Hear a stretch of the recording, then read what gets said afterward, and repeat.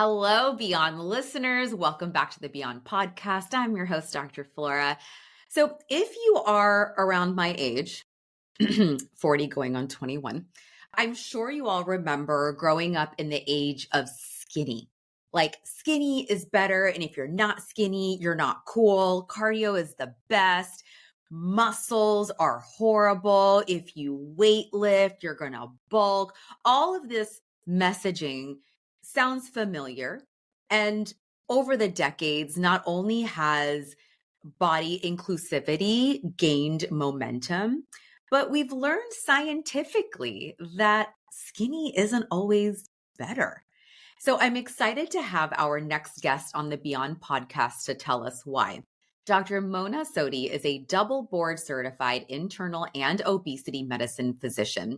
She also trained at the Harvard Institute of Lifestyle Medicine to become a certified culinary coach.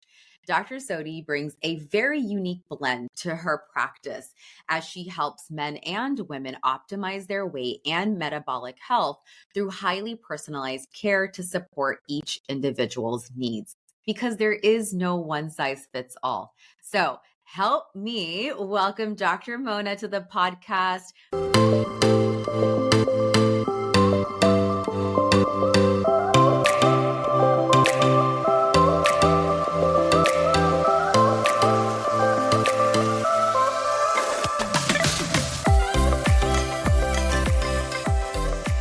Hi, everyone. You are listening to Beyond, and I'm your host, Dr. Flora. Listen, life is hard. You don't have to do it alone.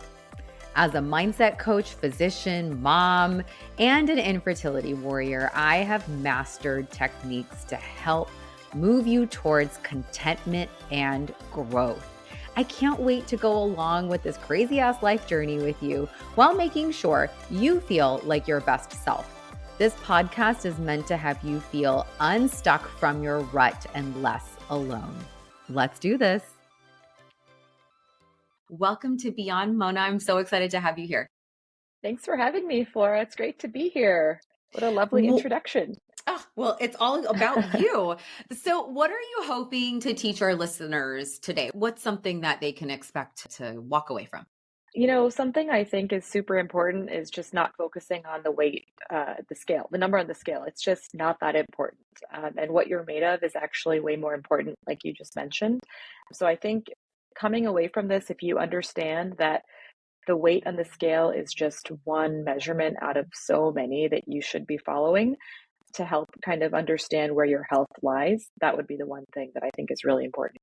Yeah. And what is harmful, or why is it harmful to equivalate your weight, the number on the scale, to health? And to help kind of understand where your health lies, that would be the one thing that I think is really important. yeah. And what is harmful, or why is it harmful to equivalate your weight, the number on the scale, to health? And how, I know that narrative is changing, but how can we change that inner voice, that inner narrative for Yeah, ourselves? I think it's important to know, just like you said, we grew up in the era that skinny was best, cardio was king, right? And so all we had traditionally was these scales, these bathroom scales, right? They weren't even digital, right, in our era when we grew Yeah. up. And so that's just ingrained, and it's okay. Like, just understand that we grew up like that. Our mothers, our parents grew up like that. And so it's just been passed down, and that's okay. But now we have more tools, right? This is 2025. Now we're up to speed on the fact that the weight on the scale is just your gravitational pull on Earth. That's it, right? It doesn't tell you about how much fat you have, how much fat you have in the wrong places, like around your organs. It doesn't tell you how much muscle you have, which can be really, really protective. So the weight on the scale, yes, we know about it because it's existed historically, but now we know that in 2025, we have so many more tools to use, and we should feel empowered to use them going forward. Yeah, that's a really good point. In addition to the weight on the scale, in addition to weight or the fat content around our organs, also Yeah, known as visceral fat, I'm sure many of you guys have heard of this. What yeah. else can we add on to as markers for our health? Yeah. So when we think about a physical aspect, just like looking at our bodies and what can we do at home, measuring our waist circumference can be Mhm. really helpful. And I know we're not going to get into the nitty gritty of numbers, but measuring, that the waist circumference can tell us how our metabolic health is. So it's kind of a surrogate marker for metabolic health. And so measuring that over time can be really helpful. We know that when we pack on weight around our waist, right, and we have that apple shape, that's generally less helpful than when we're more of a pear shape and we have more fat storage around our hips. So just, that waist to hip ratio can also be insightful to look at. But I think that at home, the easiest thing you can do is, have a measuring tape, like, the one that the seamstress uses that's very Yeah, old. old school. Not, Yeah. yeah, not the Home Depot one, but the one that's like very flexible. Use that and measure it, once a month, every 2 months. It doesn't have to be every day. And I certainly don't recommend that, but that's going to tell you how your metabolic health is, right? Because our organs are there, right? Our liver, all of our, internal organs, and sometimes they can accumulate an extra layer of fat on top of them. That's that visceral fat you mentioned. And so then we're on top of that, we're measuring externally with the measuring tape to see, okay, well, how much fat may there be in there, right? So it can be really helpful to kind of track that over time. You can also look at different biomarkers, right? Cholesterol, your Mhm. glucose levels when you're fasting, your hemoglobin A1C, inflammatory markers. Definitely talk to your doctor about that to see, what is best for you. But glucose and lipids are definitely up there when it comes to your metabolic health. When we think about metabolic health, what goes into it? Our blood pressure, right? You get that checked at the doctor's office or even at your local pharmacy. You think about your lipids, right? Your triglycerides, your HDL. Triglycerides, we don't want to be too high.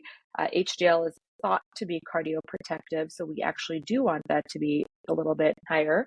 And then your glucose control, right? So, what is your fasting glucose? Is it sky high? Then you're probably at risk of conditions like diabetes, right? And heart disease. And the fifth thing that goes into metabolic syndrome or metabolic disease is your waist circumference. So when you think about metabolic health, I would think about your waist, your Mhm. cholesterol, your glucose, and your blood pressure. Awesome. I love that breakdown. I think a lot of these lab numbers absolutely go talk to your medical practitioner after you get those labs drawn, and they can talk you through what the numbers mean and Yeah. what your risk factors could potentially look like, while Yes. also taking into consideration your vitals like blood pressure, your family history. So, genetics Yes. also do play a role. All right, Mona. So you had mentioned metabolic syndrome. Can you give us, we know these numbers aren't applicable to everybody. We know your medical team takes a bunch of different things that we just talked about into consideration, but what numbers are at risk for metabolic Yeah. syndrome? What are we taking into consideration here? Yeah, that's a great question. So, when we think about the guidelines for metabolic syndrome, it's different for men and women. So, for women, 35 inches around the smallest part of your waist, and for men, 40 inches. So, there's a little bit more leeway if you're a man. But if your numbers are at those numbers or above, then I would definitely consider talking to your doctor about what steps you can take to kind of help lower your risk of, metabolic disease and its related conditions. Yeah. And another thing that you had also mentioned that, mindset plays such a huge role when it comes to health and weight and kind of our internal thought process. And it's undermined actually quite a bit. And I know in my practice, I spend a lot of time talking about habit forming and how to build small goals and how to build upon those small goals. How do you coach your patients when Yeah. you are starting on this Yeah. journey? I think for the patients that I see that are primarily interested in weight management, losing weight, right, getting metabolically healthy, it starts with your self-worth is not tied to any number. You have inherent self-worth, and you should know that. You have it today. And if you don't understand that, we need to work on that. And we Mhm. need to, really delve deep into why we may not have that, right? Is it because of our history with our family? Is it because of the way we talk to ourselves? So first, right off the bat, is just knowing that your self-worth is completely separate from anything that we're doing in a clinic. That is something very special. It's very inherent to you. You're born with it, and you should love yourself, really. That's the most important thing. And know that when you get to your goal weight, right? So many people are fixated on this place. They want to get to this place. It's like this magical island. And once they get there, they think everything will be perfect and it'll be rainbows and sunshine. But I'm there to give them a reality check and say, you will still have the same problems you have at 250 pounds that you do at 150 pounds. Those problems don't go away. So understanding that you're improving certain parameters, such as your weight, for the endpoint of preventing disease and not for achieving some goal life that you think it's going to give to you. So being realistic about that, but also, looking at, how do I see myself? Like, do I understand my value and my self-worth, and that they're totally separate from how much I weigh and how much muscle I have and all of that. I think that's where we start. And then as we go along, we start to get into, okay, what are the stressors in your life? And are you working through those stressors? Because like I said, they're not going to disappear once you're 100 pounds lighter or whatever your goal is. They're still going to be there. So Absolutely. definitely address them at the onset of your journey, but also as you're going, to make sure that you're developing your mind as your body changes as well. I'm so happy to hear that you are focusing on that. I mean, that's what I do in my coaching practice, separate from my medical practice. But literally, the first couple of sessions, we're just working on how you view yourself, how you talk to yourself, what your triggers are, what we need to do to improve that negative voice that's talking to Mm-hmm. you. So the fact that you apply it to weight loss and body image, it is so, so important. And we don't talk about it enough in our medical practices. So I'm No, really happy that you're taking that step with your yeah. patients. It's so important. Yeah. And I think, as you know, in your coaching practice and in my medical practice, we just have the time to do it. Whereas Yeah. in a traditional setting, there just isn't that time. So these really important things, unfortunately, get looked over. And it's no one's fault. It's just a matter of time and some intention into looking into that piece of it. So I'm really happy to be able to do that, as I'm sure you're able to, do it with your coaching clients. It's Yeah, massive. our healthcare system is broken and we're all trying to maneuver around and through Yeah. it. So again, I'm glad you said that. I know about a couple years ago, I had hired my own fitness and nutrition coach, not because I was overweight, not because I didn't even own a scale at that time.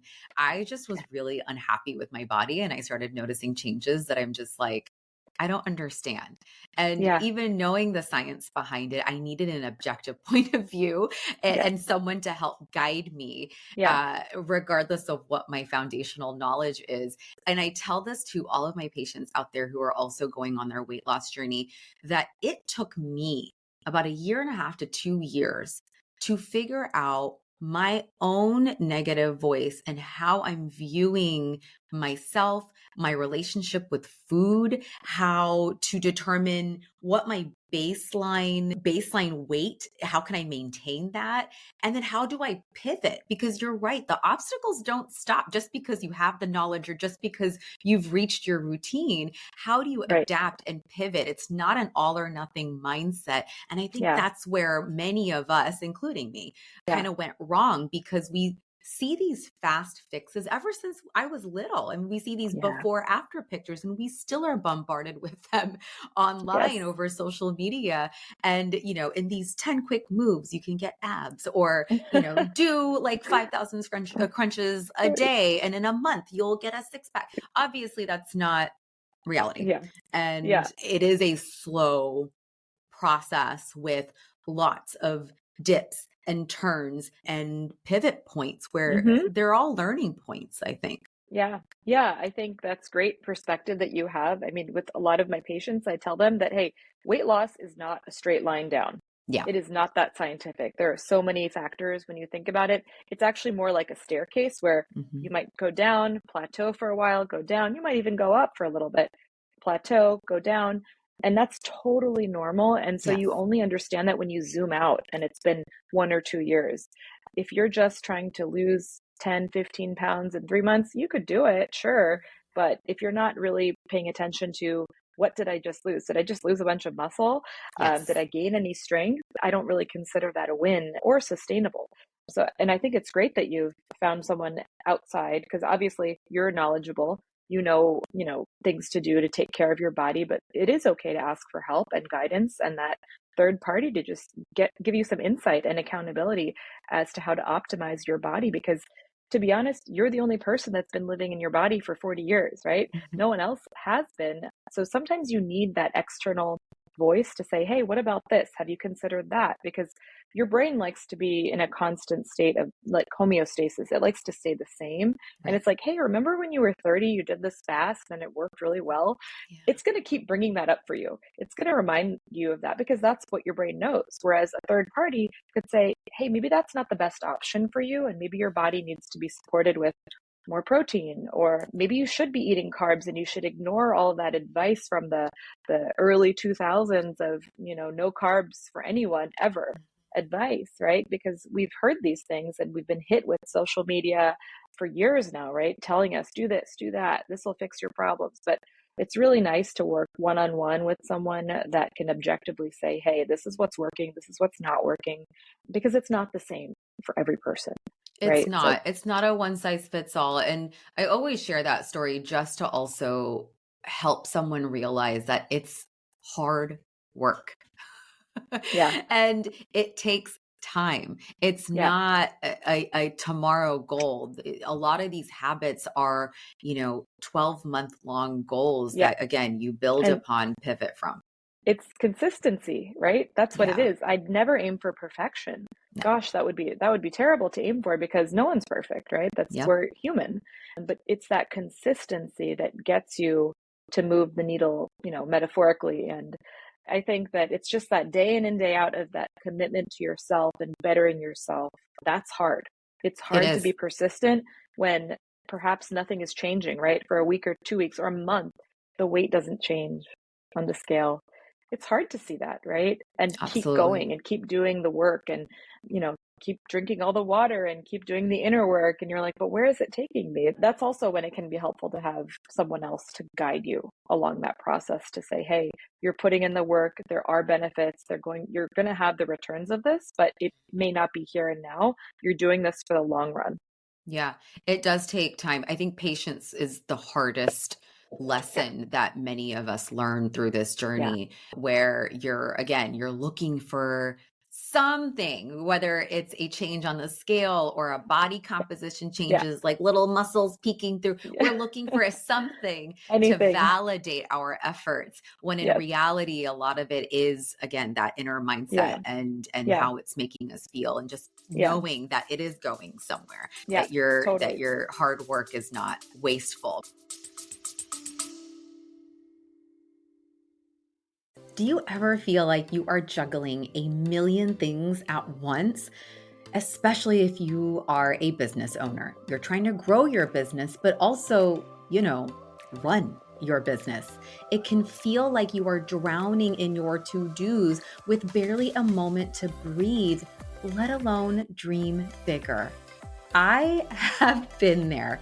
Now, look, I tried hiring a gamut of virtual assistants, but it often felt like there was just one other thing on my to do list. I had to spoon feed tasks, constantly check in, recheck their work, and still worry about things slipping through the cracks.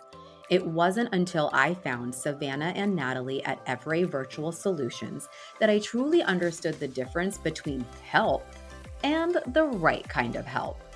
They have extensive marketing, development, and executive assistant backgrounds, so they can take the weight off of your shoulders so you can focus on what you do best, being the visionary. Book a free discovery call on their website and mention this episode for a 10% discount for your first 6 months. Head over to everyvirtualsolutions.com.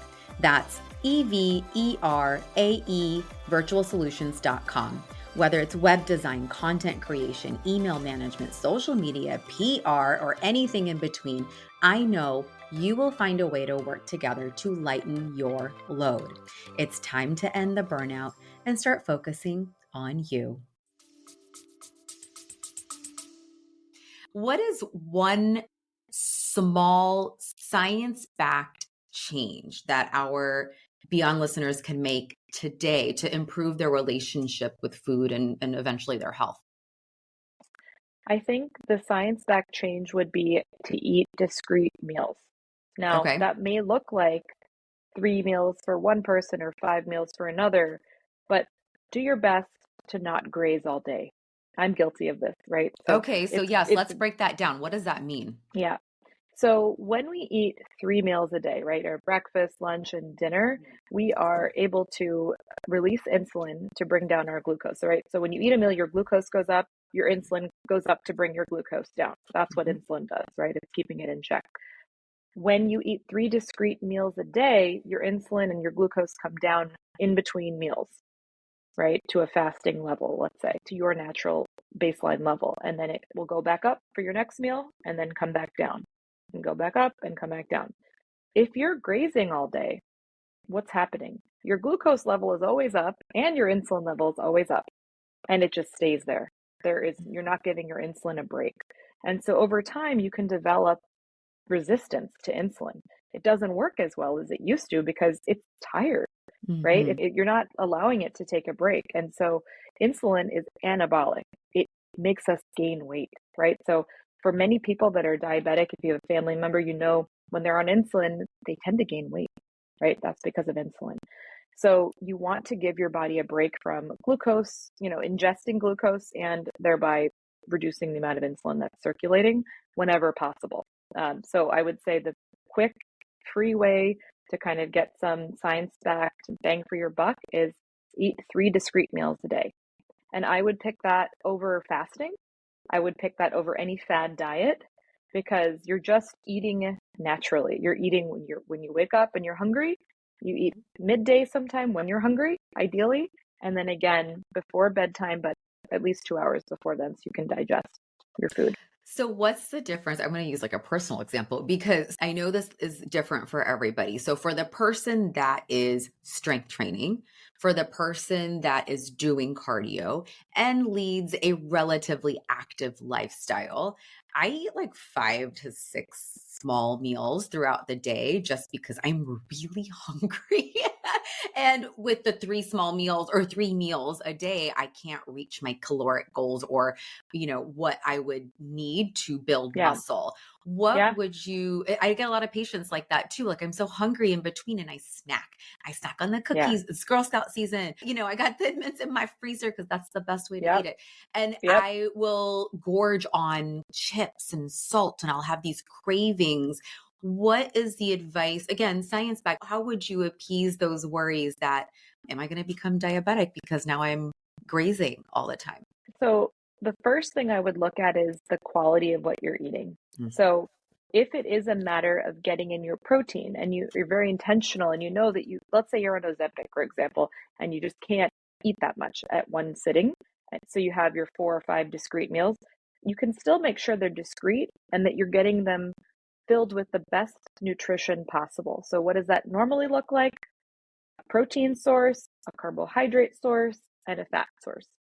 I always say just try to eat them all together because when we do that, it kind of helps balance our blood sugar, right? So if we eat glucose by itself, so or carbohydrate by itself, for example, the chips you mentioned, Mm-hmm. you're just going to have a spike in your glucose, spike in Yeah. your insulin. It's not really going to help. But if you couple that, and I'm not saying you should do this, but potato chips plus some protein like some almonds or some hummus, Mm-hmm. not an ideal snack, but still, your glucose probably won't go up as much because you've got some protein, you've got some healthy fat to stabilize that blood sugar. So, first, I would focus on the quality of what you're eating and making sure that you're eating for nutrition. You're not eating for cravings. If you're eating for cravings, right, the potato chips, the highly concentrated foods that are in the middle of the grocery store, right? Like all those aisles are packed with all the fun stuff in packages, right? That's how you know Yep. it's probably processed and designed Yep. to, appease your cravings. Then I say, look at your last meal, okay, and the meal before that. Something is missing because if you want potato chips, if you want those carbs, it's probably stress, but it's also probably a lack of giving your body that fuel at some point or with some regularity. So, something that a lot of people don't think of is adding carbohydrates to a meal ahead of time. So, let's say you're craving chips at 3 p.m. and all you had was a salad at Mm-hmm. 12, right? Just salad and tuna. You thought you were being perfect with your weight loss journey. Well, I hate to tell you, but you also need to add carbs, and it's Yeah. not going to hurt you. It's Yeah, actually going to help yeah. you. I had to undo So that in myself, even though I yeah, knew the science behind obviously, carbs are in everything. We got fruit, we got vegetables, healthy, yeah, right? Still yeah, carbohydrates. yeah. We need that for fuel, for building blocks. And you're Our right. brain, yeah, Yes, yes. And then our yeah, brain craves it if we don't get it. yes, And what is the easiest thing to grab yep, for is yep. the pre-packaged, Hmm. man-made, ultra-processed bagged Totally. foods. Yes, the stuff, and we're And all so, susceptible to this. So all you could yes. do is set yourself up for success. So look at your lunch the next day and say, okay, I'm going to add to it. And that can be Mhm. really hard for a lot of people that are used to subtracting, right? When they're on a weight Yeah. loss journey, they're like, how can I add? It doesn't make any sense. And Yeah. it does, because then if you add a piece of fruit, some sweet potato to that salad with, I think I said tuna, Yeah. then the chips aren't as enticing, right, at Right. 3 p.m. because you've properly fueled your body. You could also have just had a lack of protein, and so you're just not as satiated, and that can lead to cravings. So it's really, if you're craving things at a certain time of day, I would look at the meal before. Did you eat all of your macronutrients? Mhm. Were they all on your plate? And also stress, right? So if it's like 3 Yes. p.m., that tends to be the end of the work day, and or maybe your kids are coming home from school and they're stressing you out. Whatever it is, look at the trigger Yeah. and then kind of work backwards to figure out how to undo that habit. Yeah, in our society or all society, their food is a love language, and we have so many emotional attachments to food, right? We are bored with food, we celebrate with food, we feel sorry for ourselves with food, we are sad with food, and looking at food as more of just a basic nutritional source to help fuel you or Yeah, build or whatever your goals are. Again, it's hard to do, and it takes a lot of yeah, persistency, consistency to kind of rewire your brain in order to be like, okay, I'm stressed or I'm sad or I'm bored. What am I going to go to the pantry or to the fridge for? Am I thirsty? Should I grab a piece of fruit? Am I allowing myself to maybe quote unquote indulge? Like, I love those little mini cones from Trader Joe's or 70 calories. I allow myself to one. hold the cones. Yeah, well, no, they're like teeny tiny little ice cream cones with like a little scoop Yes, and a yep, little yep. waffle cone. I know what you're Yeah. talking about. Cone, yeah, Is that yeah, what they're called? Oh, yep, see, yep, I just call them yep. the little mini And cones. now they sell just the bottom, which is Yes, just the that's what cone. I thought you were talking about. But yeah, I allow Yeah, myself that throughout the week without guilt, yeah, just so I don't end the week, or if I go out to eat, I'm not craving sugar, like pure yeah, sugar right, or cheese or that dairy source. yeah, And so it is okay to have a variety within yeah, reason, within yeah, yep, moderation, which again, yep, it's so much easier said than done. yeah. I think something you said before was really important, was that, food is, our culture is food, right? We celebrate with food. Emotionally, we can eat when we're bored, when we're stressed, when we're mad, when we're anything, any emotion really. But it's important when it comes from a cultural perspective, because some people say, oh, well, if I'm on a health journey, I can't eat my traditional, Mexican foods or Indian foods, right? For example. But actually, a lot of the traditional foods are healthy, right? And if we actually made them from scratch, like our ancestors did and our mothers and grandmothers did, it wouldn't be so bad for us. It's just that we have those things and the processed foods. So you have to kind of look at, what are you eating every day? Is it cultural foods plus the processed foods? Well, don't label the cultural foods as bad, because chances are they're not. Chances, like, our Yeah. ancestors really did a good job to put things together, right? Like rice and beans, Yeah. right? We know that they are complete protein when put together. How they Yeah. figured that out, I have no idea. But now we scientifically Absolutely. know that's a complete protein. And so these ancestral kind of recipes were developed for our nutrition. And so I wouldn't ignore them. I would embrace them, but look at what is modern society given to us. It's all the Yeah. stuff in the grocery store that comes in a package. That's Mhm. probably not going to be a complete protein or have any Yeah. protein. And I think Uh, another thing to add to that is portion size too, especially in the Western world. Our portions that we get at the grocery store or even at restaurants, they are probably 2 to 3 times the portion that yeah, we would normally say would be sufficient enough yeah, to yeah, yep, fuel and to be full. Yeah. And so even with our traditional foods, if you're filling your entire plate with rice and then just a corner of it with Right. beans, there's something Yeah. probably a little off. Something a little bit off. Yeah. Do you have any recommendations on kind of how to eyeball? We're talking Yeah. about macros, right? Our fats, our Yeah. carbs, and our protein. Yeah. How to eyeball that on our plate if we have a source Yeah. of protein, a source of carbs, Yep. and a source of fat. Yeah. So what I typically recommend is if you've got like a standard dinner plate, is to fill half of it with good Wait, can I veggies. pause you there? What is a Oh yeah. standard dinner plate? Like how many Oh, inches? I don't even 10. 12, I 10? feel like they're getting bigger. Yes, that's why I want to make I sure would because we have ginormous plates and then we have like I smaller have the quote unquote Corel. salad plates. I don't, It but kind of varies from house to house. Like Crate and yeah, Barrel, I think is good about not making them massive, but I think oh they're yeah, okay. We're actively looking this they're up, you all. guys. Let's see. A I think it's anywhere standard from 10 to 12. 10 to 12. Okay, that's what I thought. All right, you guys. So 10 Yeah, to 12 yeah, inches. Pay attention to yeah. that. We're not Yes, talking about these massive, yeah, plates that you yeah, get at, I don't know, Chili's or I haven't been to Chili's in yeah, a minute, but just, those really large oval plates that we get in these like yeah. traditional Mexican Oh, restaurants. yes, That's what yes. I'm imagining. The But yes, platter. the platter, that is not Mm-hmm. a normal standard size. So standard size, the 10 to 12-inch dinner plate. Yes, Okay, continue. How do we yeah. eyeball this? So whenever possible, I would fill it up with veggies. Like so half of it veggies, and then the other half I would break into another half to make fourths and do protein, and then a healthy starch, and then fat, like a healthy fat should be somewhere on your plate. Oh, Usually for protein, size of your palm is usually like four ounces. So whether it's a piece of fish, tofu, whatever your protein source is, I say go by the size of your palm. And then for the veggies that you're filling half your plate with, that could be asparagus, it could be tomatoes, mhm. broccoli, whatever veggies you can get in just a traditional salad is perfectly fine. And then the other quarter could be a healthy carbohydrate. So, like a sweet potato, for example. Yeah. And then I And would use that as a rule of thumb. okay, I love that. And as far you had mentioned healthy carbs slash healthy starches, Yeah. what are some examples besides sweet potato?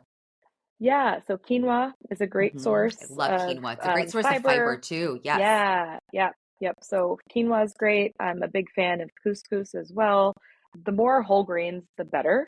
The closer it is to its origin, the better. So, you don't want a highly processed pasta if you can help it. Yes. Although there are some really great substitutes nowadays, like Barilla Protein Plus, that has quite a bit of protein per serving. But the less processed, the better in that quadrant of your plate. Okay. So sweet potatoes, quinoa is great. If it's breakfast, that could look like oatmeal. So Mhm. steel cut oats is a popular one. And then, Dave's Killer Bread or any of these, Yes. like, I don't know if I'm saying it right, but the Ezekiel breads, like the Yeah. ones that you keep in the freezer, those are Yeah. really good. They're sprouted and they're not processed, right? As much as, let's say, your Wonder Bread, right? So that's the quarter. And then the other quarter is your protein. And usually, if you just have one serving of fat, so that would be olive oil or Mhm. avocado oil or nuts or almond butter. That's where you just have to you have to pay attention to that because we can go overboard with fat pretty Absolutely. easily. Um, so usually if you're, sauteing your fish or your tofu in some oil, that's enough. That's That's your enough fat fat. source. Yeah, Yeah. we often forget about the cooking oils that we Yep. will drench. Or my husband, he loves to cook, and yeah, he's very like fancy with his cooking. That's But he'll fantastic. like it's amazing, and I never would complain about it. But I remember when I was tracking what I was eating, he would drizzle oil on top of the stuff that he cooked in oil, and I'm like, wait a minute, I don't know how to Yeah. count that. But maybe Yeah. we don't need it, right? So again, Yeah. it's a lot of rewiring that we need to do. Yeah. And mhm. Go ahead. Yeah, when we eat out at restaurants, we're Mm, used to what they're serving us, right? And they lay on the butter and the oil and the salt. So the more you can cook at home, that would be another huge tip, the better. Because the yeah. more you adjust your palate to what is served at a restaurant, the harder it is, because you're used to that high salt, high fat, high Absolutely. sugar content. So controlling what you can at home is ideal to readjust your palate to what, food should taste like, right? Mhm. Not something that's made for the masses to make you just eat more, drink more, eat more, drink more, right? We just want to fuel Yeah. our bodies and we can do that best at home. Yeah, that was a huge issue for me when I was trying to figure out what I was doing day to day and why I felt the Yeah. way I felt. I Yeah. realized I was under eating when I was busy because I would just go from Hmm. patient to patient. And then when I would go out to eat, I would be socializing and, in a Yep. good mood, and I would just be mindlessly eating and throwing my calorie count just completely to the side. Not that I was tracking, but when I did start Yeah. tracking, I realized what I was doing and Yeah. how much I was swinging back and forth. And then we Yeah. realized we're not alone. We all do it. Yeah. Yeah. We all do And it. Totally. yeah. And so just trying to relearn how to eat in a restaurant. It Yes. sounds so silly, but how to be Yeah. mindful, how Yes. to, I just put out an Instagram reel about this, about mindful eating, how to slow down, how to put Yep. your utensil down in between bites, how to drink a bunch of water. Yeah. Sometimes when we go out with our friends, and I'm sure you guys do the same thing, we, kind of do like a family style ordering system where we're Yep. all kind of eating from the larger portions. And sometimes when there's just a lot of food in front of me, I'll just excuse myself and go to the bathroom and then just Okay. kind of reset. And that way I Yeah. kind of take myself out of the Yeah. situation Yeah. and I come back, and I also give my brain a little bit of time to Hmm. catch up to see how full I really Yeah. am. Like, am I truly Yeah. hungry, or am I just mindlessly grabbing another Yeah. piece of pita with all the stuff? Yeah. And I so, love that. yeah, these little tips and tricks I learned through Yeah. my You're own just coach, physically but taking yourself out of the situation. Yeah. yeah, Just walk away. yeah, Yeah. right. And then coming back and again, Hmm. reassessing and like, okay, do I Yeah. want more food? If I want more food, this is what I'm going to go for. So, Yeah. anyway, for anyone else that's also struggling with overeating in Yeah. I restaurants, there think, is something that you could yeah, do. when you're at a restaurant, I mean, if you're there with a group of friends, focus on your friends, focus on the conversation. Hmm. That's why you're there. Yes, it is fun to enjoy new foods together, but Yeah, mindfully do it. Be intentional about how much you're having. And is your goal really to feel stuffed, or is it to enjoy the company of the people that you're with? And I think when you see it through that lens, you're less likely to overeat and you're actually like, oh, I'm here to see so and so. I haven't seen them in so long. Let me focus on absolutely. the conversation. Yeah. Yeah, and having that abundance mindset versus the scarcity mindset was so helpful for me, knowing that, Hmm. okay, this restaurant isn't going anywhere. I do not need to order 5 million things from the Yeah. menu, which is also something that I struggle with my husband because he wants to order a little bit of Right. everything because he Oh, the can foodie. control himself. Oh, yes, he can control himself. I cannot. I'm like, oh, I'm just going to get everything. And so it is Yeah. important to just, again, take a step back, tell Yeah. yourself that there's an abundance of Yes. food and you will be okay if you don't get That dessert is, or yeah, that's the it's not the end benefit of the world. of society. I mean, I can't Absolutely. walk 2 blocks in my neighborhood without a restaurant, Yeah. grocery store. I mean, Yeah. there's food everywhere. I know in residency and training, I used to travel with a lot of snacks, and I Yeah. still travel with snacks for my kids. But I think that's part of the scarcity mindset, that you don't know when your next meal is going to happen. And so Yeah. you're always armed with food, and it's almost this protective mechanism that we have, that we must eat. But if you really stop and think, like, what's going to happen if I don't eat for an hour? Nothing. It's actually pretty good for you. You're actually Good for okay. you. Yeah, you're Yeah. totally fine. That's There such are a plenty great of point. places. Yeah, the kind of Yeah. how we grew up, or if you grew up in an immigrant family household in Yep. residency or in Yep. college where, Yep. we didn't have steady jobs or money was tight. Yeah, I know I would hoard. I would Yeah. hoard those graham crackers from the hospital because they were like my midnight snack when I was on like Yep. night shifts.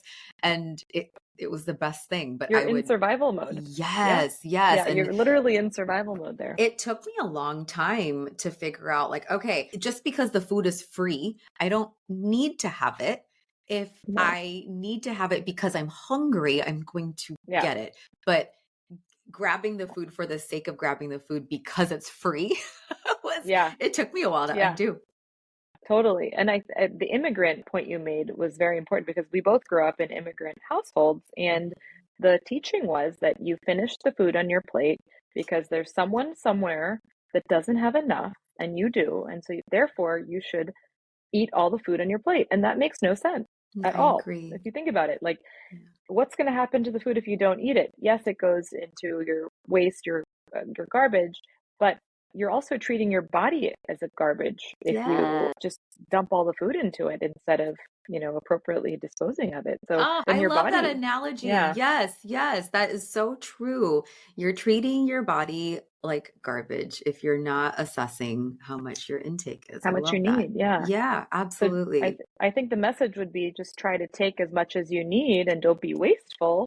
But there's no rationale to say that you need to finish everything on your plate just because someone in some part of the earth is not eating enough. It doesn't make any sense. Yeah, agreed. And that's Yeah, such a great call out because yeah, I know regardless of background, I'm sure we've all heard it from, our parents or grandparents, aunts, uncles, the whole thing. yeah, I remember we accidentally had said it to Gia, my daughter, and we're yeah. like, finish your everything on your plate. And we were like, wait a minute, that doesn't make sense. But it was just again so It's wired. ingrained. Yeah. Yeah, but raising kids is hard. Teaching It's them to eat well is hard, it is and you're hard. doing the best that you can do, right? And Yeah. so maybe sometimes we say these things, then we can qualify them and say, actually, what I Mhm. meant was this. We're growing. You need to eat. You need to have nutrition, and we care about that. Yes. And just kind of making your message more refined for your child and what stage in life they're at. Yeah, and make your message refined for yourself too. That's that talking to that Yep. inner voice. Okay, let's switch gears a little bit. Let's chat Yeah. perimenopause because that's, the hot topic and also a stage that many of us are going through. Personally, Yeah. I've noticed how much harder it is to lose weight around my midsection, and I've noticed just different patterns of physical changes. So, what patterns, just in general, should women expect going through this transitional stage? And what can we do about it? Yeah. So things slow down. I mean, Mm. it's not in your head. You may have been to the doctor in the past, and our teaching in medical school was, oh, don't worry about menopause. It's just something that women go through. There's no nuance to it. Well, now we know there is. So it's not in your head. That would be the first thing I would say to someone. It is harder to manage your weight. It just is. We lose muscle mass, even starting in our 30s, right? We Yeah. start to lose the muscle mass. And then when estrogen drops off during menopause, we have a really hard time maintaining our muscle mass. So, the best advice I would give someone from that perspective is go into menopause with as much muscle as you can. Physically be armed for menopause so you can Mhm. afford to lose a little bit. Hopefully Yes. you're able to maintain it, but if you do lose it, you've really, you know, done the best you could to build muscle, a skeletal muscle throughout your body going into it because it's not as easy, right? Muscle mass is so important. It's not just your ability to carry your groceries and your grandkids and those things, which are very important, but it's Mm. your muscle actually helps prevent insulin resistance. Your muscle There it actually is. helps boost your immunity, right? So there's so many reasons, and osteoporosis, right? You don't want Hmm. that either. So there's 1,000 reasons that we need muscle, but we're not having that conversation enough, especially pre-menopause, to say, hey, Yes. this is when you should really start lifting weights. I'm happy if you start in your 90s. That's fine with me. But Hmm. if we can start in our 20s and our 30s and being really intentional about getting in the reps, literally, in the Hmm. gym, at home, wherever it is, but really training our muscles to get a stimulus, which means lifting a weight and then growing after that, right? So we want to keep challenging our muscles so that they grow or that we maintain them. One of the two, at least, we should be doing all the time. And it's not a race, right? We don't have to be constantly building muscle. I know that can feel very, very overwhelming for many people that have not been to the gym, have not lifted weights. And it's not about this constant building of muscle to no end point. You can be in a maintenance phase, and that's Hmm. completely acceptable, but we still have to train the muscles, just like we have to train our brains, right? It's the same idea. So I think when you're in your 20s and 30s, just know when you're lifting weights or you're, body weight resistance training, whatever you're doing, it's for the long run. It's for that Hmm. when we're in menopause and beyond, so that we Yes. stave off those conditions. So Yes. muscle is huge when it comes to menopause and thinking about it and how our bodies change. It has a lot to do with muscle. Yeah, I always Yeah, say that what we're doing now is, yeah, I'm 40. So what I'm doing now is to prepare my 50-year-old self absolutely. and my 50-year-old to 60. Same thing. And I agree. I think there isn't enough counseling about, the buckets of exercise and what that looks like for Mm-hmm. our 20, 30-year-olds. Because again, we are all prepping for the 40-year-old version of ourselves and 50-year-old version Yeah. of ourselves, regardless of our age. Because I think we are in, pre-menopause. Yeah. We are kind of status quo in a way Yep. for the majority of Yep. the population, right? Our hormones are Yep. doing its thing. It's cycling in its way.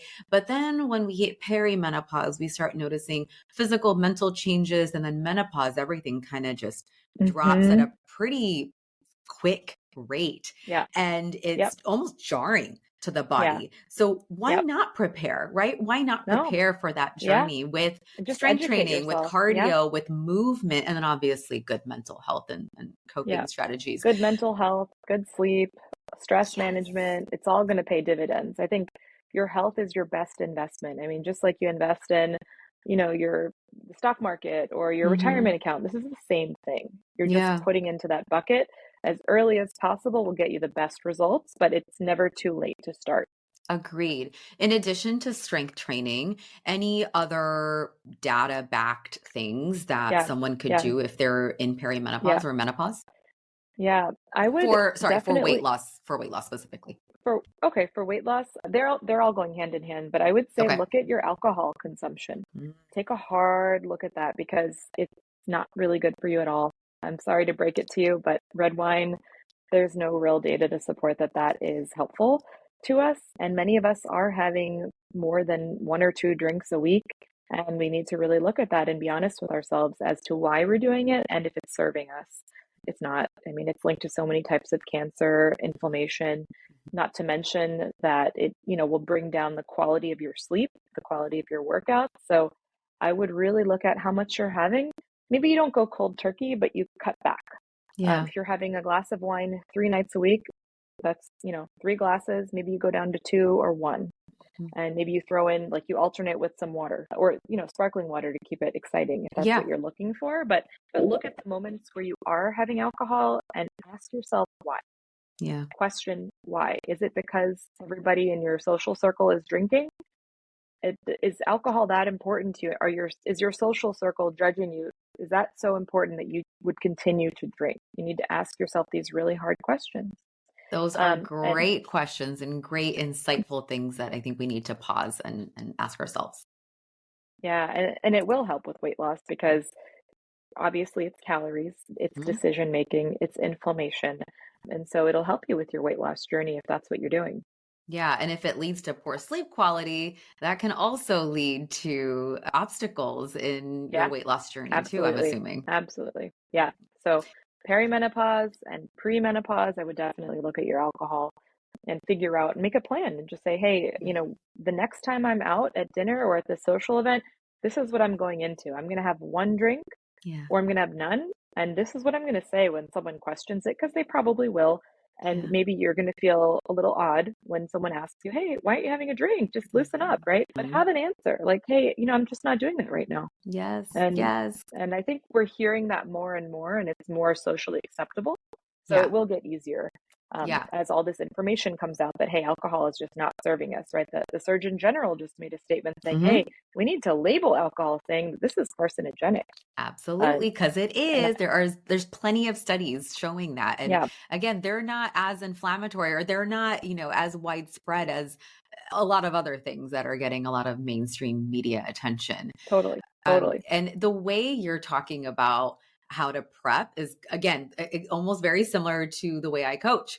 And don't wait till you're put on the spot. If you know Yeah, your friends, you know your company, yeah, if you know that you are going to be questioned, you're right. Prep yourself. Say it in front of a mirror. See, or ask your yeah, partner if it sounds okay, yeah, and then don't feel bad about it. yeah. So, my answer personally is I don't sleep well when I have alcohol after a Right. certain time. I have night Same here. sweats when I Mm-hmm. have alcohol after a certain Mm-hmm. time. And then I don't feel well the next day and then I can't Uh-huh. function. It's And not worth yet, it. and then the question is only one glass? Yes, only one glass can affect me. That's how Yeah. sensitive I am. And then Yeah. the conversation's over. We move forward. They Right. understand that, they want me, their friend, to feel okay. Done. We move on. Done. And if Yeah. someone's pushy, then that's a whole other conversation that you need to have with Yeah, then you yourself want to about that reevaluate that relationship. relationship. Yeah. Yeah, I think Agreed. anyone that I've told that to, actually, I've never really been questioned in a rude way. No. I have been questioned, but I just explain myself and I say that's Yeah. just not aligned with what I'm doing right now. But Right. what's interesting is other people have come out and they're like, actually, I don't want this mimosa with brunch. I'm Yeah. with you. And so it's Yeah. like people are kind of coming out of their own types of closets now and saying like, hey, Yeah. I actually align with you inside. I just was afraid to say it myself. Yeah, we're So that's normalizing really these rewarding. conversations. Yeah, Right. Right. absolutely. So, okay, we have a lot of busy parent listeners as well. They are juggling, just like me and you. They're juggling many things: work, home life, all the life stuff as kids, after school activities, social activities. What are three realistic things that they could do to start Yeah. prioritizing their health? Okay. So definitely number one would be forgive yourself for any self shame you've Yeah. induced over the years, because I think that especially new moms will say, I need to do all the things. I'm not working out. I'm not meal prepping. Just stop and forgive yourself and just say what's done is done. I am human. I made a human, right? So that was a big feat. You don't congratulate yourself enough for that and Yeah. everything it took to get you to that point. So just forgive yourself for anything. Just stop the negative talk about what you haven't done and focus on what you can do. Mhm. Number two would be to just think of what you're doing as you're the role model of this child in front of you. They are always watching you. They will emulate what you do more than what you say. So if you're working out every day, that they see that, and it's in their minds that mommy works out, daddy works out, they care about themselves. This is a priority.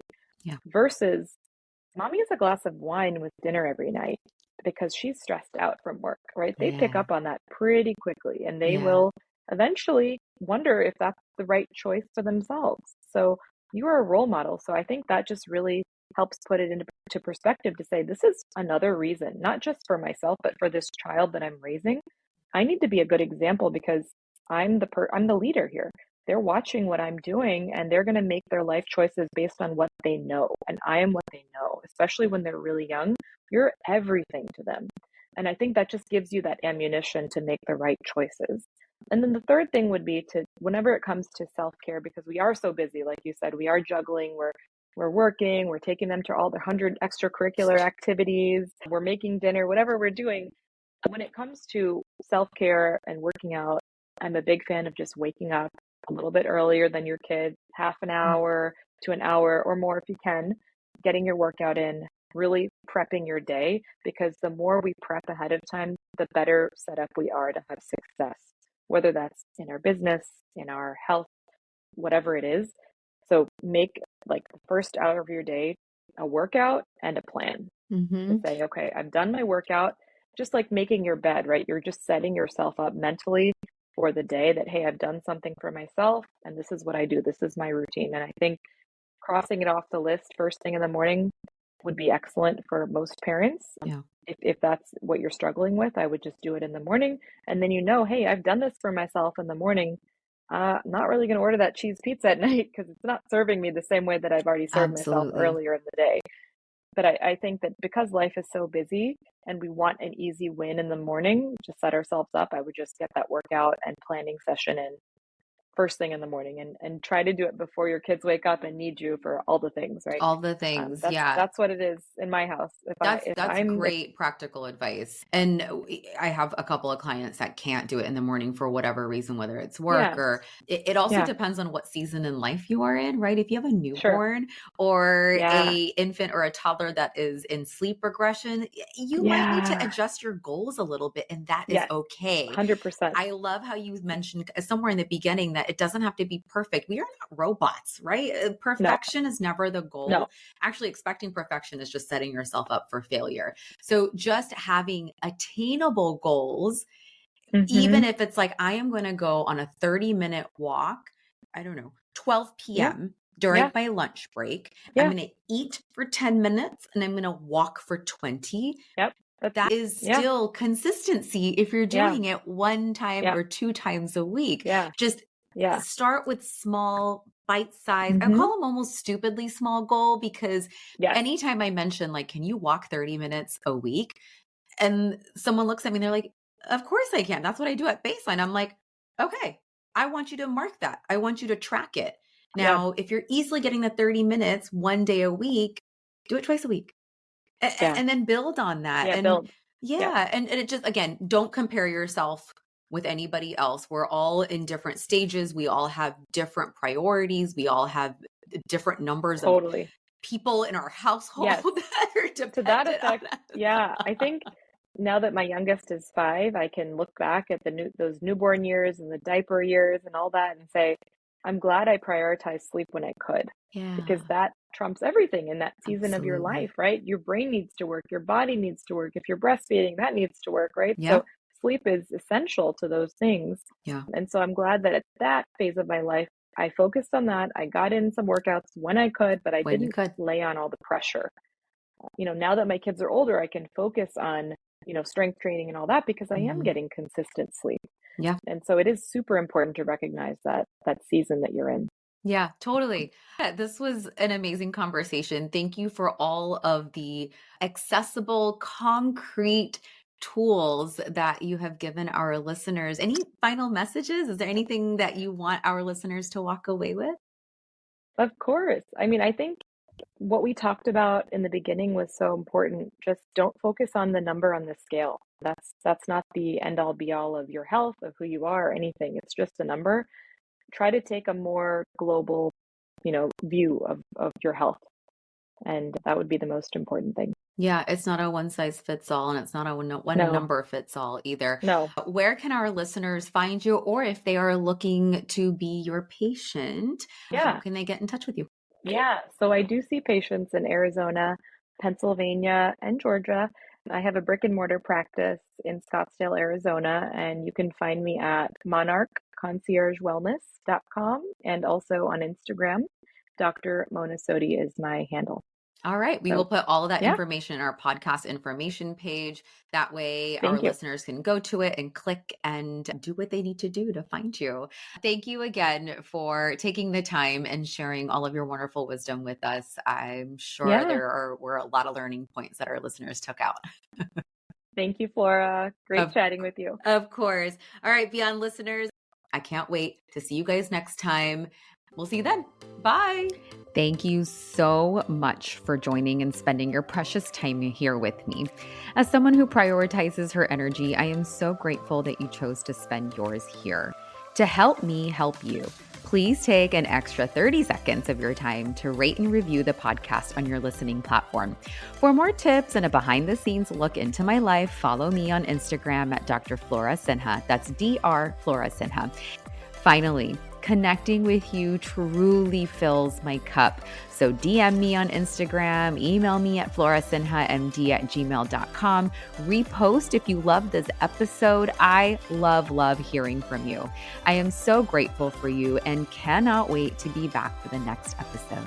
Bye.